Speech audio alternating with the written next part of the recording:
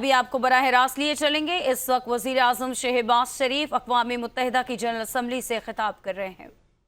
Being a proactive member of the UN Assembly, I would like to congratulate you and wish you all the success, Mr. President, on your election as the President of the 79th session of the UN General Assembly. I would also like to appreciate the efforts of Ambassador Dennis Francis for his skillful stewardship of the 78th session of the UNGA.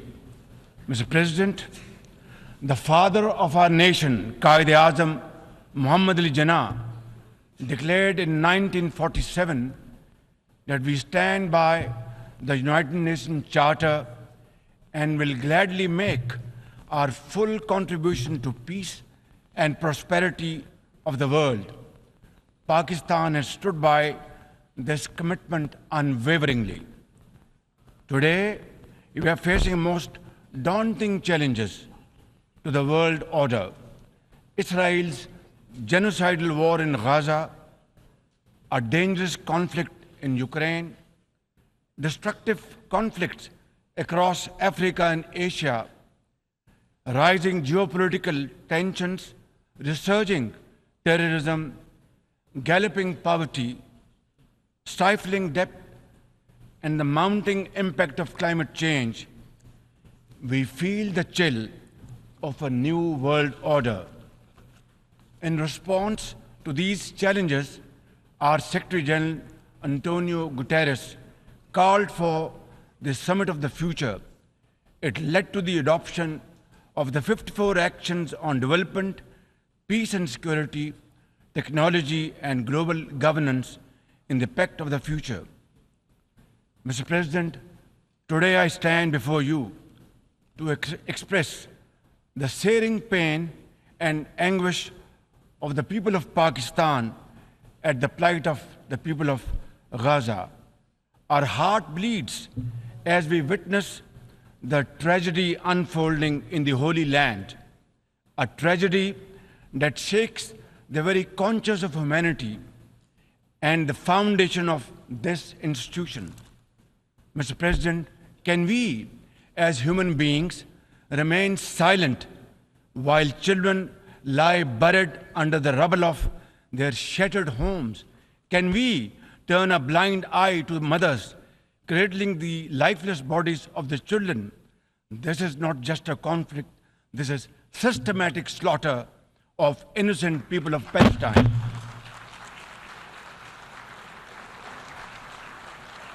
Ladies and gentlemen, an assault on the very essence of human life and dignity.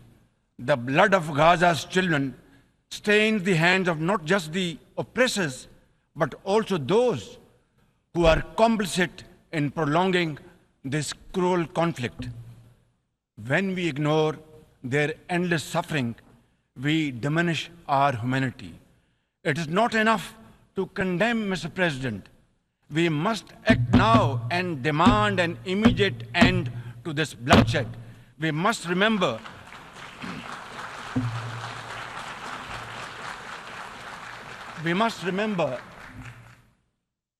that the blood and sacrifice of the innocent Palestinians will never go waste. We must worry about their plight and difficulties and stand by them. We must work for a durable peace through the two-state nation.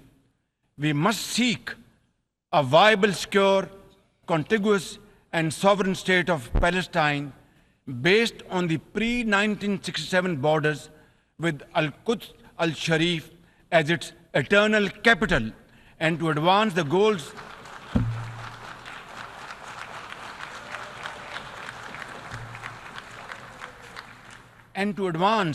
these goals, Palestine must also be immediately admitted as a full member of the United Nations. Mr. President, in a span of a few days, Israel's unrelenting bombing of Lebanon has killed over 500 people, including women and even small children. The failure to implement UN resolutions has emboldened Israel.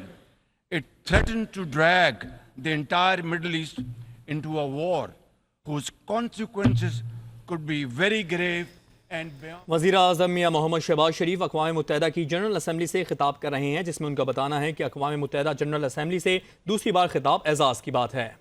Therefore, to secure durable peace, India must reverse the unilateral and illegal measures it has taken since 5th of August 2019 and enter into a dialogue for a peaceful resolution of the Jammu and Kashmir dispute in accordance with the UN security resolutions and the wishes of the Kashmiri people. Mr. President, remember, illegal occupation creates a fresh hell every day in the killing fields of Palestine and in the pristine valleys of occupied Jammu and Kashmir. Apart from conflicts, Mr. President, the 21st century has brought a cascade of crises, including the reversal of development and the mounting impact of climate change. 2 years ago, my country was devastated by catastrophic floods, causing $30 billion in damages. It is now clear that each summer will bring blistering temperatures and trigger fresh climate impacts. Pakistan emits less than 1% of global carbon emissions, yet we have paid a very heavy price for no fault of ours. This is most unfair in any calculus of global justice. We must uphold the axiom, the polluter must pay. Ladies and gentlemen, Pakistan looks forward to fulfillment of commitments made by our development partners to support the achievements of the SDGs and climate goals, including a new annual goal beyond $100 billion in climate finance. Mr. President, with nearly 100 developing countries trapped in the vicious cycle of debt and liquidity crisis, which I always call a death trap rather than debt trap, achieving the SDGs in these circumstances remain a distant mirage. The international financial architecture, which the Secretary General has described as morally bankrupt, and the world trade and technology regimes must be reformed and aligned to promote development and global equity.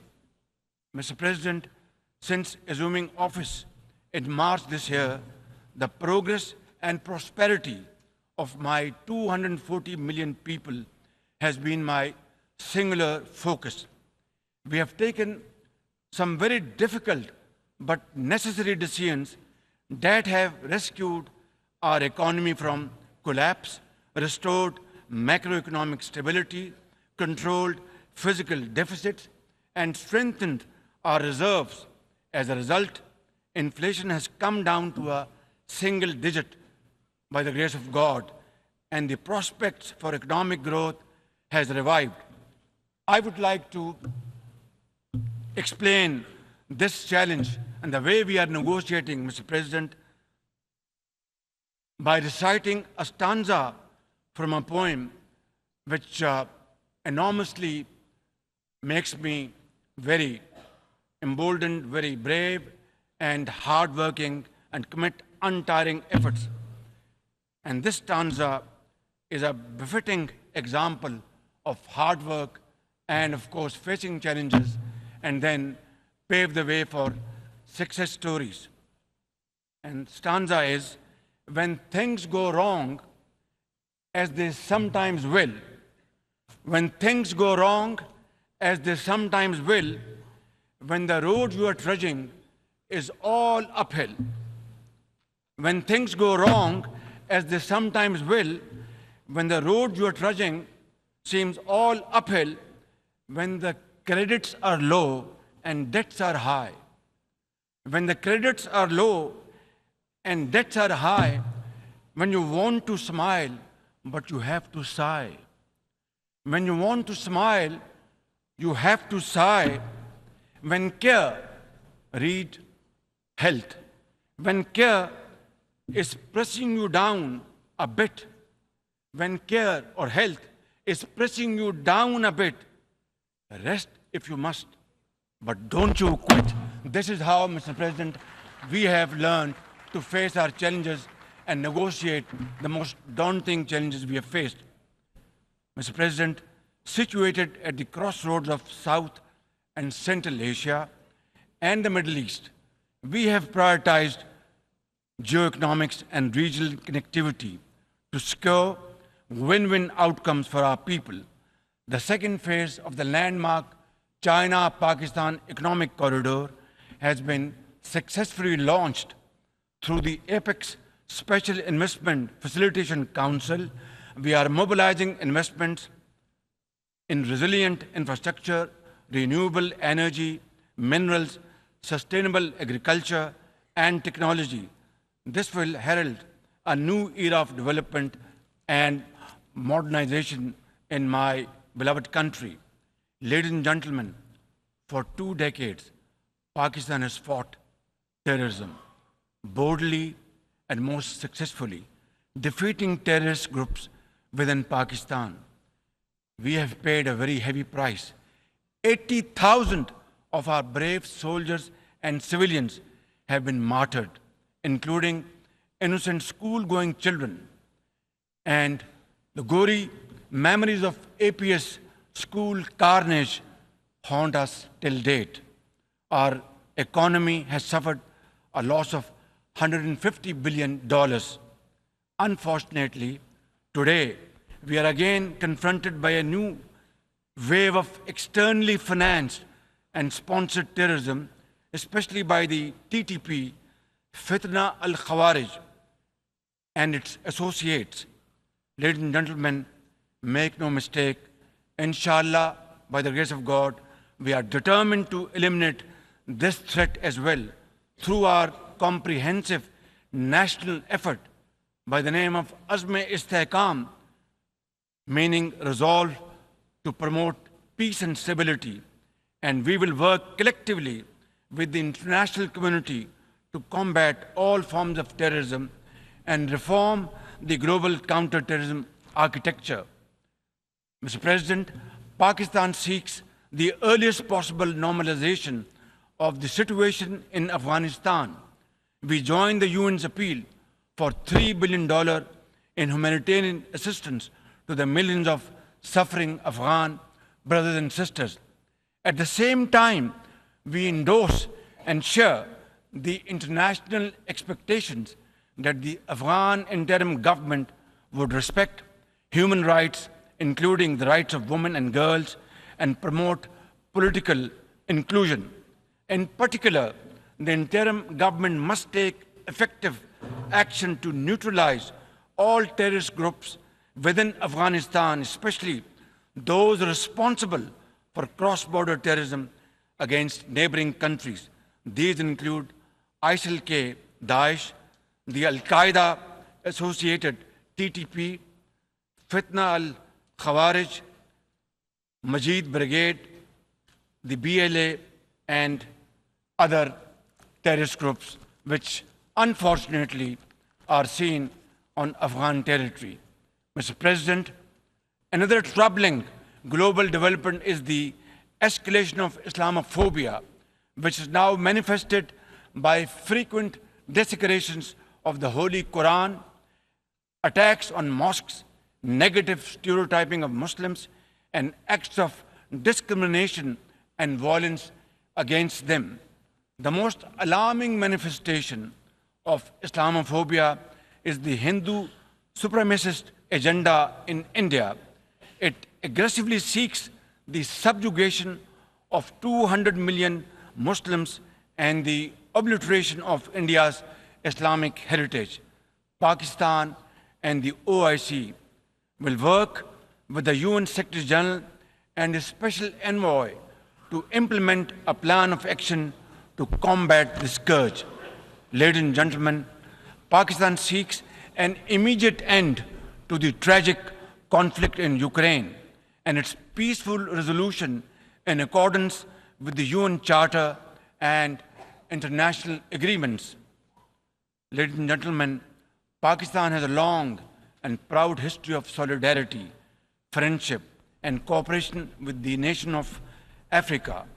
We will continue to cooperate with them to counter terrorism and resolve regional conflicts, including through UN peacekeeping and peace building in the region.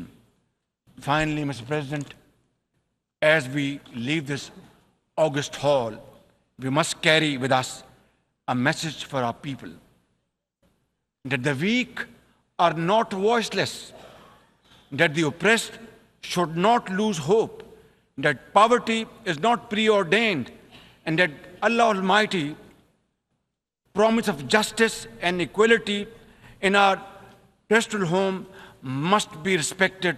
I thank you all and thank you very much for your time. God bless you.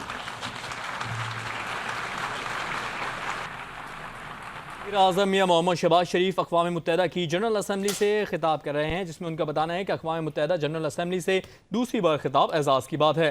कायद आज़म मोहम्मद अली जिन्ना के फरमान के मुताबिक दुनिया में अमन के लिए पुरअज़्म हैं। मौजूद हालात में दुनिया को बेपनाह चैलेंजेस का सामना है। पाकिस्तान अक़वाम मुत्तहिदा के चार्टर पर अमल दरामद के लिए पुरअज़्म है। गजा में नस्लकशी पर मबनी जंग और यूक्रेन में खतरनाक लड़ाई जारी है। फलस्तीनी बच्चे जिंदा दफन हो रहे हैं, जल रहे हैं और दुनिया तमाशाई बनी हुई है। सिर्फ मजम्मत करना काफ़ी नहीं, हमें इस खून रेजी को फौरी रोकना होगा। कायद आज़म मोहम्मद अली जिन्ना के फरमान के मुताबिक दुनिया में अमन के लिए हम पुरअज़्म हैं। मौजूद हालात में दुनिया को बेपनाह चैलेंजेस का सामना करना पड़ रहा है। पाकिस्तान अक़वाम मुत्तहिदा के चार्टर पर अमल दरामद के लिए पुरअज़्म है। गजा में नस्लकशी पर मबनी जंग और यूक्रेन में खतरनाक लड़ाई है।